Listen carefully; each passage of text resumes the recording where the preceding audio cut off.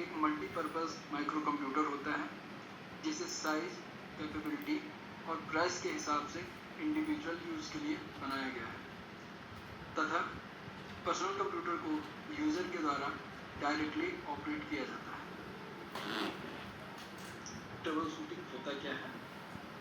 Personal computer में किसी भी प्रकार की बेसिक फॉल्ट जैसे हार्डवेयर और सॉफ्टवेयर से रिलेटेड जिसको आइडेंटिफाई करके एक सिस्टमैटिक तरीके से सॉल्व करना ही ट्रबल शूटिंग कहलाता है। यदि पीसी फ्रीज हो रहा है या स्ट्रेंजली बिहेव कर रहा है तो इसको कैसे सॉल्व करें? इसके लिए हम पीसी को रीस्टार्ट करेंगे। इससे पीसी की कई बेसिक प्रॉब्लम्स सॉल्व हो जाती हैं।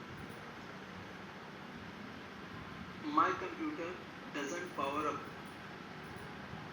अगर कंप्यूटर स्टार्ट नहीं हो रहा है तो उसको कैसे सॉल्व करें? सबसे पहले हम पावर केबल को चेक करेंगे कि वह कंप्यूटर और सॉकेट में सही तरीके से लगा है या नहीं, तथा इसके बाद सॉकेट के स्विच को भी चेक करेंगे।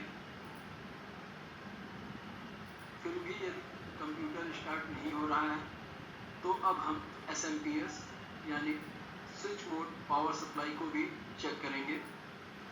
इसके लिए SMPS में पावर देकर ATX यानी एडवांस्ड टेक्नोलॉजी एक्सटेंडेड केबल में ग्रीन और ब्लैक वायर को शॉर्ट करेंगे और SMPS का फैन चलने लगे तो इसका मतलब SMPS सही है।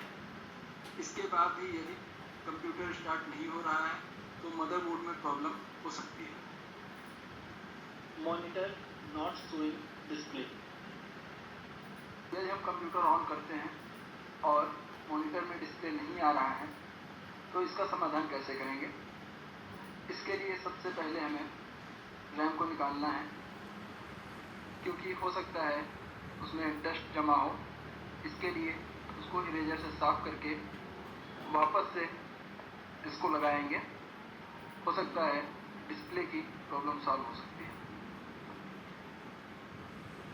यदि रैम को साफ कर लगाने के बाद भी डिस्प्ले नहीं आ रहा है फिर माइक्रो प्रोसेसर या CPU को निकालेंगे तथा मदरबोर्ड और माइक्रो प्रोसेसर को अच्छी तरह से साफ कर लेंगे।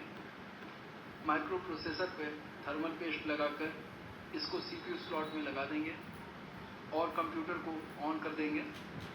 इससे डिस्प्ले की प्रॉब्लम सॉल्व हो सकती है। यदि फिर भी डिस्प्ले नहीं आ रहा है तो मदरबोर्ड से प्रॉब्लम हो सकती है। PC start with beep sound. जब हमारा कंप्यूटर बार बार बीप साउंड के साथ ऑन हो रहा है तो हमें यह समझना चाहिए कि यह रैम का प्रॉब्लम हो सकता है।